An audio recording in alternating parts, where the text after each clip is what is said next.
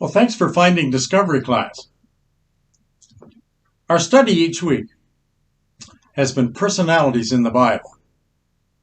Today's personality is about a man who was rash, a bit unthinking, certainly impulsive, and yet the flip side to that was he was sure, he was strong, he was steady, certainly faithful, and he had the potential to become a good leader. Before I tell you his name, he has a kindred spirit living today, similar in personality and just as successful. I'm going to describe him, and then I'm going to get back to today's subject. The location was Albuquerque, New Mexico. The year was 1964.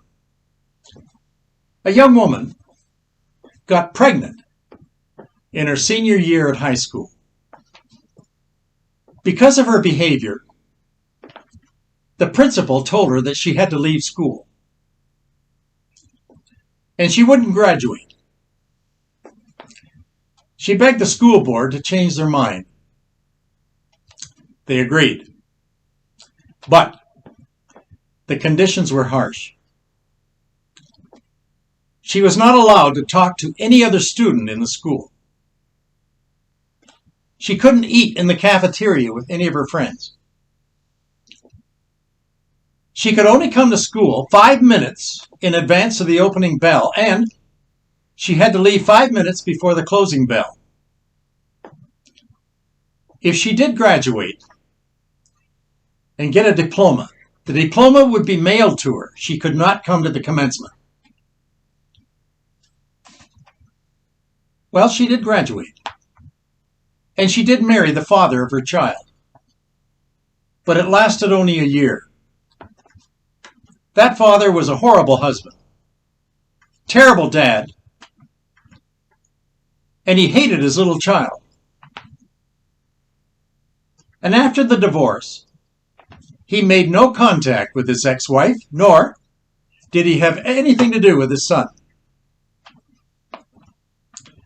2 years later, that young mother and the little boy, she remarried.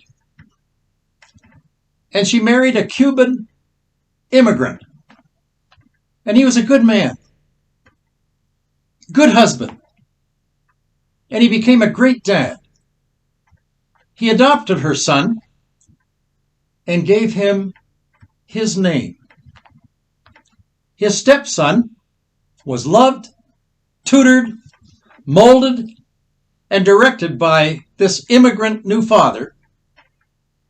And that boy, now when he graduated from high school, in his yearbook, it was said that he was probably the most likely to succeed.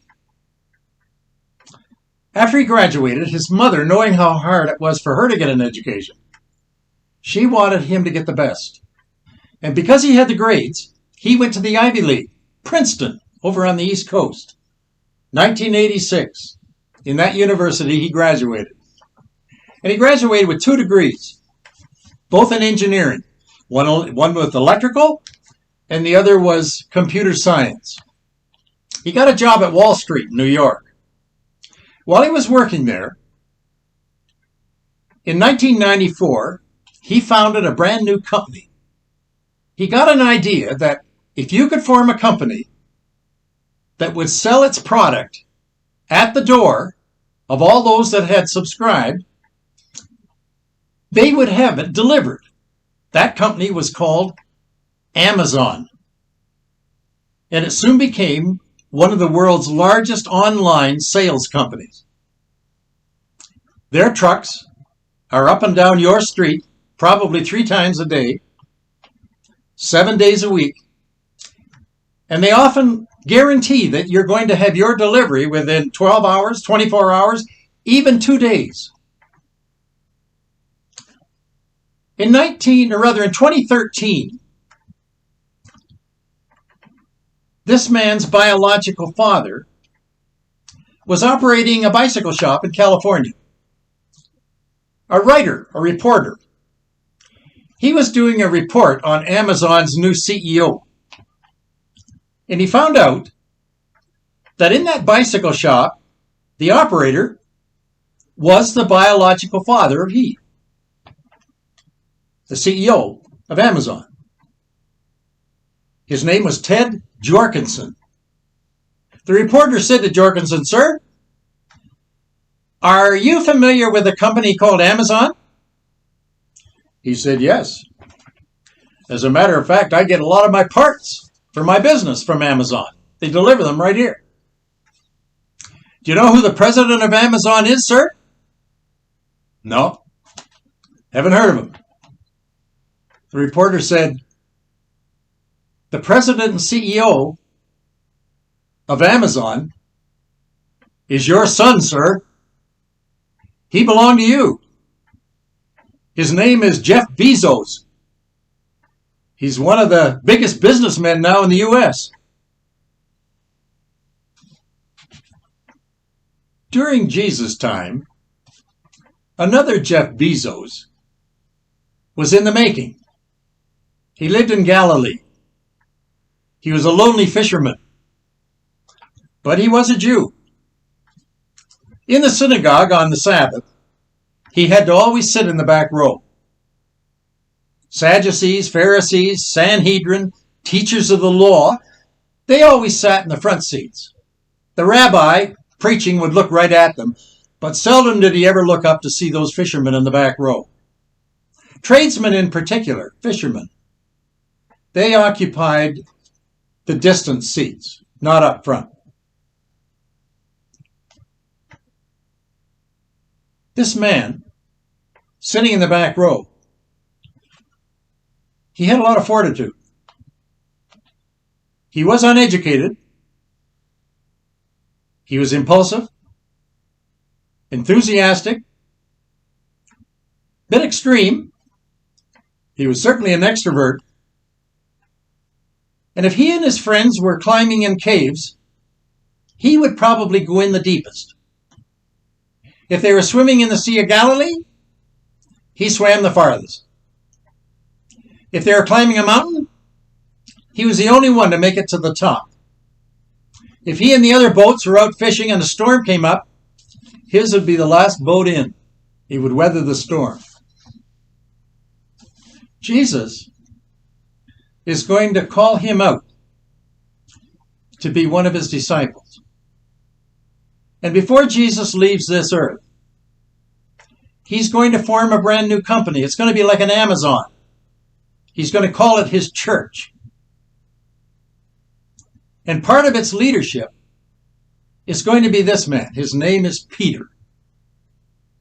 In fact, Matthew 16:18 says, Jesus speaking now, "I tell thee that you are Peter, and I'm going to call you my rock. You're going to be the foundation of my new Amazon company called the church." Becoming that rock is what I want to talk about today. It's our lesson. Stability, firmness, strength, granite.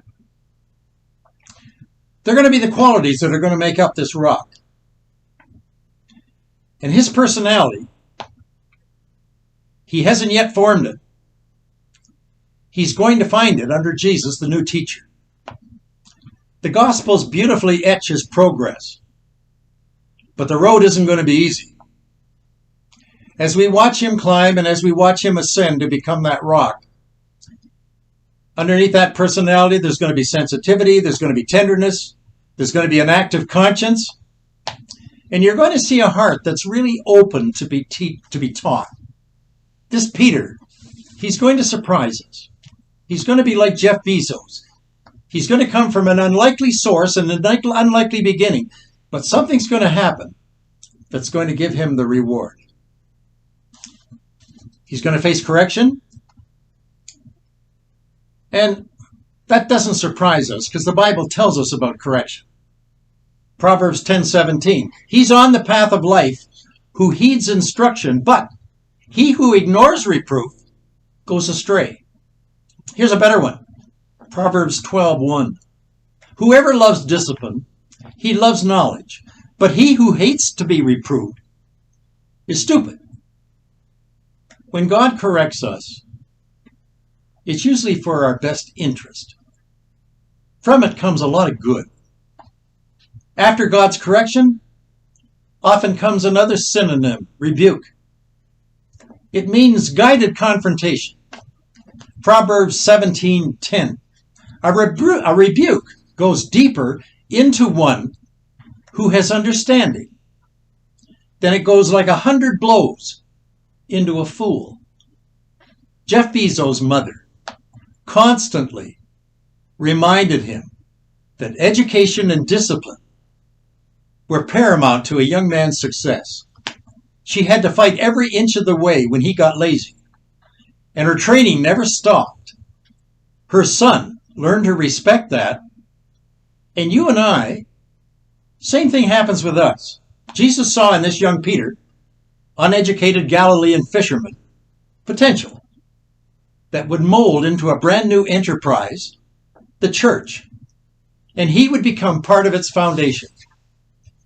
Now, 3 episodes in Peter's schooling are going to shape his character. Jesus is the teacher, Peter's the student. Skillfully but lovingly, Peter is going to get molded. And for him to be the gemstone, the rock, that forms the footing of this new synagogue system, Jesus, the master goldsmith, has to use a chisel. Chiseling Peter's character. It has to get carved. Why? Well, this young recruit needs to have the rough edges removed. The raw disciple has to be formed. He has to be perfectly cut stone if he's to be the foundation of that new church.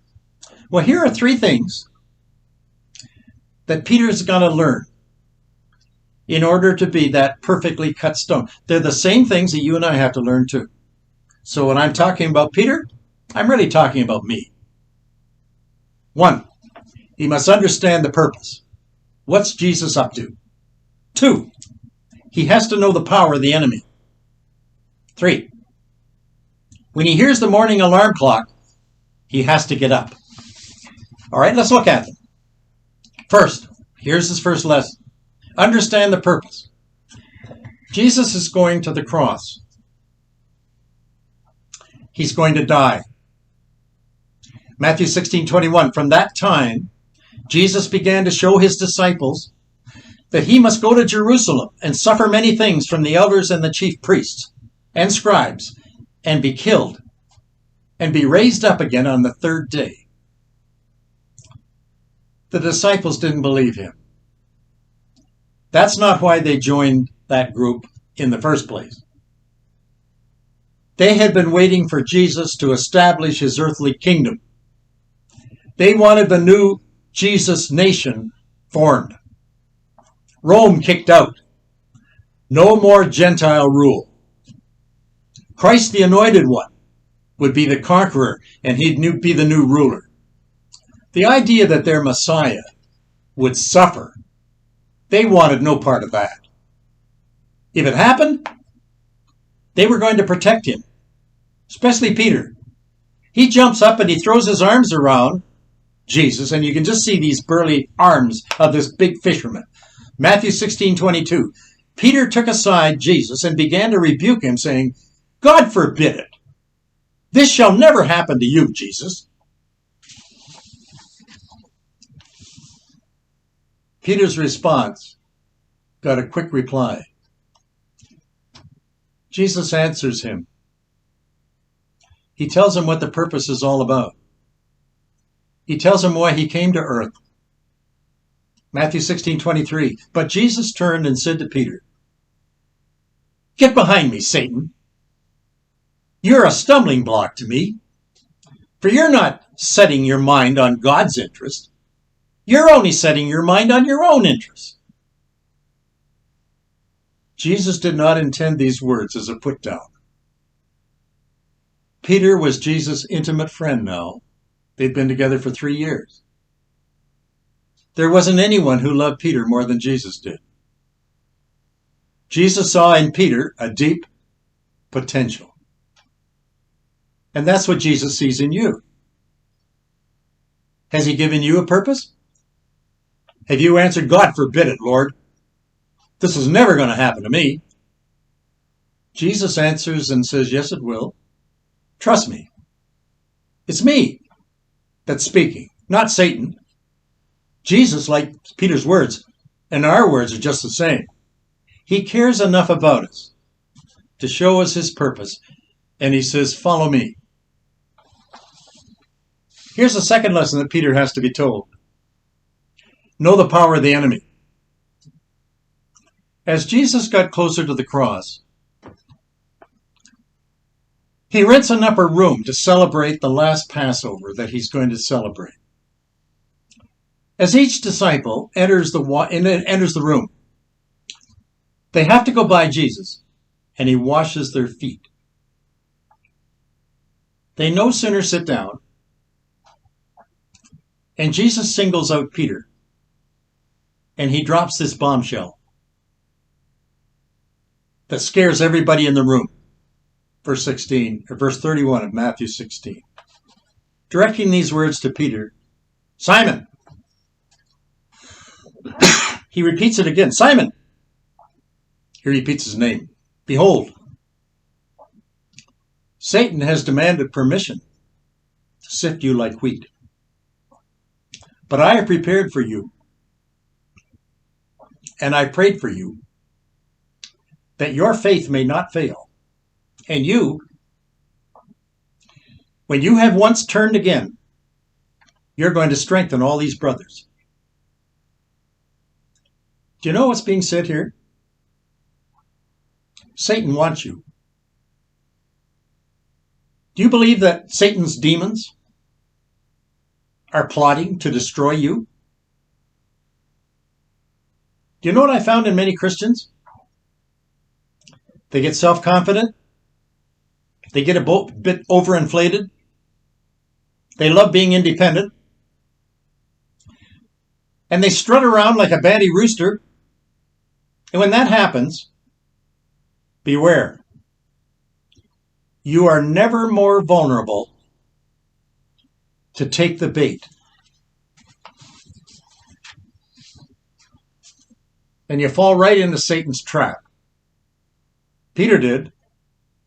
In verse 33, he says, Lord, with you I'm ready to go to both prison and to death. Have you ever noticed when a fellow believer falls into sin and their Christian friends speak up, how could he do such a thing? That would never happen to me. Here's what Jesus said to Peter, verse 34. I say to you, Peter, the rooster will not crow today until you have denied me 3 times that you know me. Jesus in his second lesson says, know your enemy. Here's the third lesson. Get up when you hear the morning alarm. The night before Jesus died, he gathers with his disciples in the Garden of Gethsemane.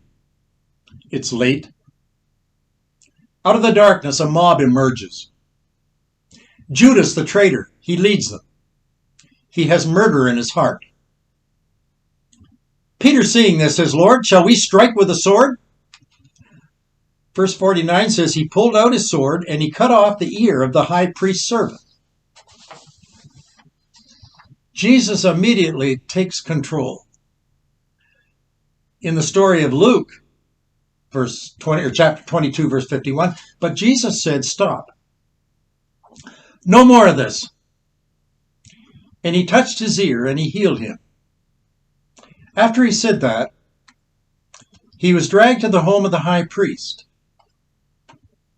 Following behind in the shadows was Peter. He's scared now. He's sleeking and he's hiding. And before morning comes, this fisherman from Galilee is going to do what he swore that he would never do. He's going to deny his Lord, not once, not twice, 3 times. And it's all there in Luke 22. And when it happens, at that moment, the cock crowed. It was then that Peter caught a gaze of his master. Verse 61, and the Lord turned and looked at Peter, and Peter remembered the words of the Lord, how he had told him, before a rooster crows today, you will deny me 3 times. And Peter went out, and he wept bitterly. The morning alarm sounded. The rooster was God's alarm clock. It still sounds, you know. Have you heard it when you denied your Lord?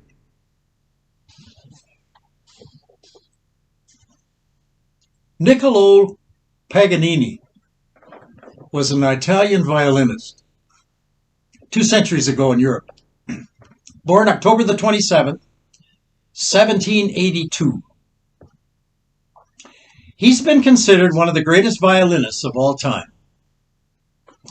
Before he was born, his mother had a dream that her child that she would bear would one day be great, but at a terrible cost.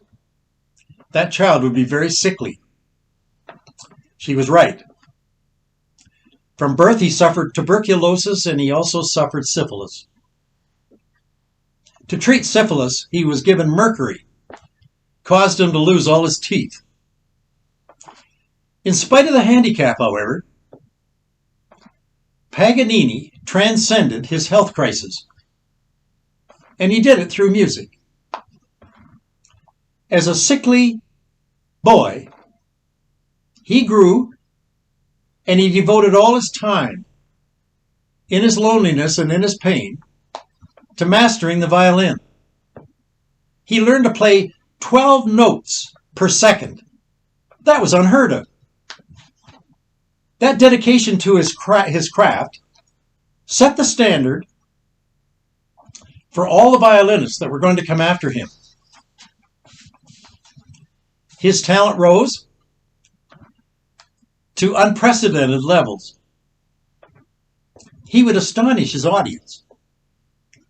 And with his techniques and with his prowess, let me give you an example. During one of his famous performances, he broke the first string, and then he broke the second string, and would you believe it, he broke the third string. He only had 1 string left. So with only that 1 string, he finished the piece flawlessly to thunderous applause. Tell me, who of us hasn't broken life's string, but had to play on? We've all been adopted into God's family called the church. Who hasn't had a bad beginning? Most of us have had beginnings that you don't want to brag about. Did you know that you could become part of God's Amazon, the church, and do for it what Peter did? Peter was flawed. Aren't we all? He ended his life for that church down in Rome, and he was locked up, tried, and crucified, just like his master. Before he died, he wrote a book in the Bible. There's 2 of them. 1 Peter, 2 Peter. What charming books. Here's some of the last words from his lips. 1 Peter chapter 1, verse 3.